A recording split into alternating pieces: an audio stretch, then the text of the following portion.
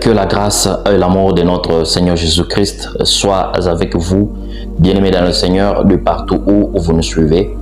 Aujourd'hui, nous sommes samedi, comme vous le savez. Chaque samedi, dans notre programme de l'école de la foi, nous avons eu à prendre une rubrique à laquelle nous aurons à répondre aux questions qui parfois troublent plusieurs chrétiens. Aujourd'hui, comme vous avez suivi dans les annonces, nous aurons à défendre aujourd'hui la divinité de notre Seigneur Jésus-Christ. Bien-aimés dans le Seigneur, aujourd'hui, nous aurons à prendre uniquement les passages qui ont prophétisé la venue de le Seigneur Jésus-Christ dans le monde. C'est pour ça, bien-aimés, puisque si vous regardez dans le livre de 2 Corinthiens, le chapitre 4, du 3e verset jusqu'au 4e verset, nous lisons la Bible. Seconde épître de Paul aux Corinthiens, chapitre 4. Si notre évangile est encore voilé, il est voilé pour ceux qui périssent, pour les incrédules dont le Dieu de ce siècle a aveuglé l'intelligence, afin qu'ils ne vissent pas briller la splendeur de l'évangile de la gloire de Christ, qui est l'image de Dieu. Et après avoir lu la Bible, nous sommes d'accord et vous êtes en train de voir que c'est par l'endurcissement du cœur que le Dieu de ce monde est en train d'aveugler plusieurs personnes afin qu'ils ne parviennent pas à comprendre et à voir la divinité de notre Seigneur Jésus-Christ. Si nous lisons la Bible, est clair, noir sur blanc, depuis la Genèse jusqu'à l'Apocalypse, proclame la divinité de notre Seigneur Jésus-Christ. Mais aujourd'hui, nous aurons à prendre tout simplement la séance de prophéties qui ont prophétisé notre Seigneur Jésus-Christ. Et c'est pour cela nous aurons premièrement à dire que nous reconnaissons qu'il existe un Dieu qui est le Dieu véritable, le créateur du monde visible et les invisibles. Et toutes choses qui se trouvent dans ce monde, nous reconnaissons qu'il y a un Dieu et c'est Dieu qui les a créés.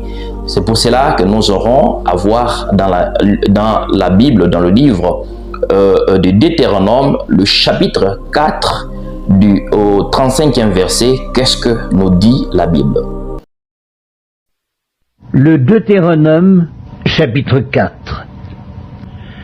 Tu as été rendu témoin de ces choses, afin que tu reconnusses que l'Éternel est Dieu, qu'il n'y en a point d'autre. Bien-aimés, nous voyons que la Bible nous dit qu'un seul Dieu, que lui seul Dieu que nous devons adorer.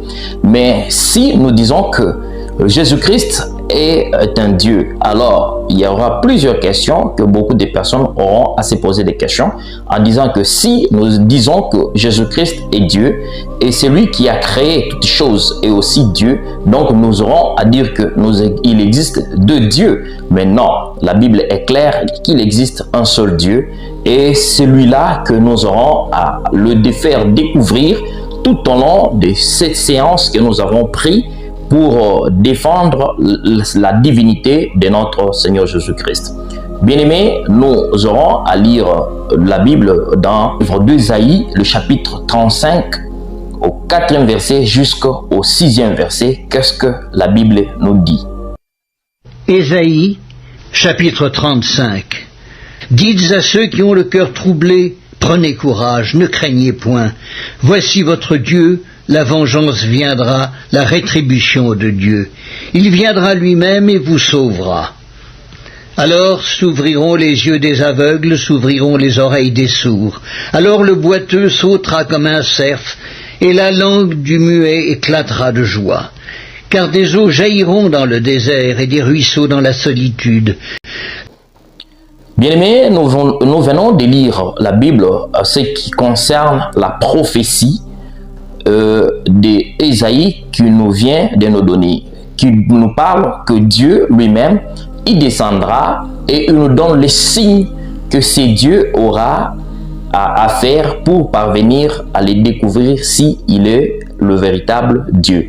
Nous allons voir, comme nous sommes en train de dire que Jésus-Christ est Dieu, nous allons aussi voir cette prophétie, la réalisation de cette prophétie. Nous allons dans le livre de Matthieu, le chapitre 11, au 2e verset jusqu'au 4e verset. Qu'est-ce que nous dit la Bible? Jean, ayant entendu parler dans sa prison des œuvres du Christ, lui fit dire par ses disciples: Es-tu celui qui doit venir, ou devons-nous en attendre un autre? Jésus leur répondit: Allez rapporter à Jean ce que vous entendez et ce que vous voyez.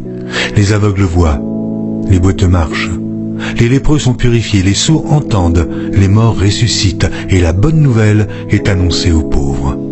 Bien-aimés dans le Seigneur, nous voyons là, cette prophétie est accomplie par le Seigneur Jésus-Christ lorsque Jean a envoyé ses disciples pour demander à Jésus-Christ s'il y en a, c'est lui qui devait venir ou devait attendre ou c'était lui. Mais le Christ, lui, il a fait remonter à Jean dans la prophétie d'Ésaïe, le chapitre 35 au 4e verset jusqu'au 6e verset. De là que la Bible dit que lorsque Dieu va descendre pour visiter son peuple, il y aura des signes que nous aurons à découvrir si réellement c'est Dieu est venu. Il nous parle que les aveugles vont voir, les sourds vont entendre, il y aura à faire des choses que même lorsque Jésus-Christ voulait donner la réponse à Jean-Baptiste, il avait envoyé de ses disciples auprès de Jésus, Jésus a répondu conformément à la prophétie d'Ésaïe. Bien-aimés dans le Seigneur, nous sommes en train de descendre petit à petit avec notre enseignement et en train de prouver la divinité de notre Seigneur Jésus-Christ, nous dit des prophéties en ce qui concerne notre Dieu. Nous sommes dans le livre de Michée, le chapitre 5, au 1er verset jusqu'au 3e verset. Qu'est-ce que nous dit la Bible? Michée, chapitre 5. Maintenant, filles de troupes, rassemble tes troupes. On nous assiège. Avec la verge, on frappe sur la joue le juge d'Israël. Et toi, Bethléem Ephrata, petite entre les milliers de Juda, de toi sortira pour moi celui qui dominera sur Israël et dont l'origine remonte aux temps anciens, au jour de l'éternité. C'est pourquoi il les livrera jusqu'au temps où enfantera celle qui doit enfanter. Et le reste de ses frères reviendra auprès des enfants d'Israël. Bien-aimés, nous venons de lire la Bible. Nous voyons que notre Dieu a ses origines qui est éternelle. Et nous aurons à voir aussi dans le livre de Jean pour faire marier cette prophétie. Jean chapitre 8 au 58e verset, qu'est-ce que nous dit la Bible? Jean chapitre 8. Jésus leur dit: en vérité, je vous le dis, avant qu'Abraham fût, je suis. Bien-aimés dans le Seigneur, nous aurons à prendre les dictionnaires et à voir qu'est-ce que nous dit le mot éternité. Le dictionnaire le définit ainsi: durée qui n'a ni commencement ni fin. Je pense qu'il vaut mieux définir l'éternité comme un état qui n'a ni commencement ni fin, plutôt que comme une durée.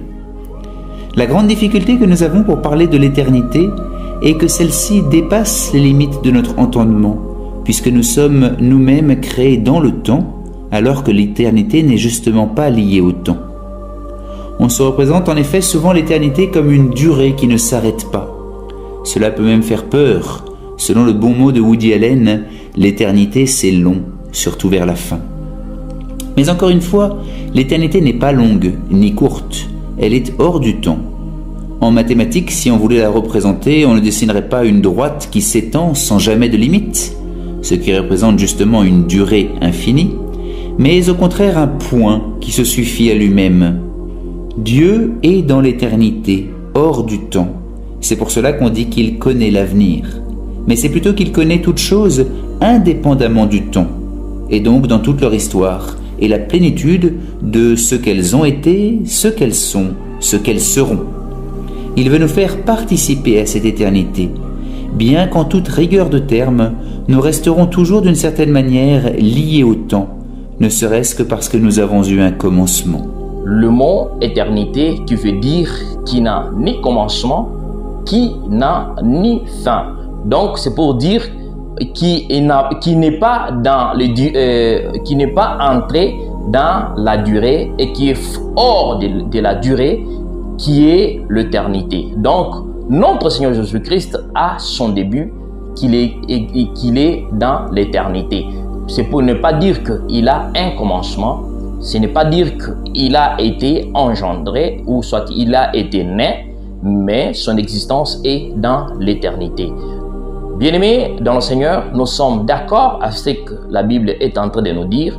Et pour cela, pour en terminer aujourd'hui, nous allons voir une dernière prophétie que nous avons choisie pour les jours d'aujourd'hui dans le livre de Ésaïe, le chapitre 40, du premier verset jusqu'au 11e verset.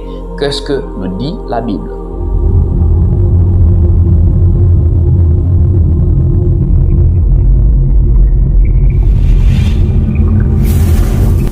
Ésaïe, chapitre 40. Consolez, consolez mon peuple, dit votre Dieu. Parlez au cœur de Jérusalem et criez-lui que sa servitude est finie, que son iniquité est expiée, qu'elle a reçu de la main de l'Éternel au double de tous ses péchés. Une voix crie, préparez au désert le chemin de l'Éternel, aplanissez dans les lieux arides une route pour notre Dieu. Que toute vallée soit exaucée, que toute montagne et toute colline soient abaissées, que les coteaux se changent en plaine et les défilés étroits en vallons. Alors la gloire de l'Éternel sera révélée et au même instant toute chair la verra, car la bouche de l'Éternel a parlé. Une voix dit « Crie !» et il répond « Que crierai-je » Toute chair est comme l'herbe, et tout son éclat comme la fleur des champs.